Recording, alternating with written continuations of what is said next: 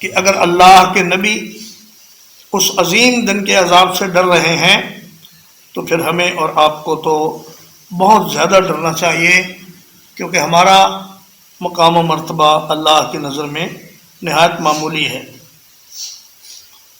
قل اللہ اعبد اصل میں ہے قل اعبد اللہ، لیکن اللہ کو پہلے لانے سے اس میں حصر پیدا ہو گیا کہ میں اللہ ہی کی عبادت کرتا ہوں اور کسی اور کی عبادت نہیں کرتا۔ اس کے لیے اپنے دین کو خالص کر کے، یعنی دین میں کسی اور چیز کی ملاوٹ نہیں کرتا۔ میں جو کچھ کرتا ہوں محض اللہ کو راضی کرنے کے لیے کرتا ہوں۔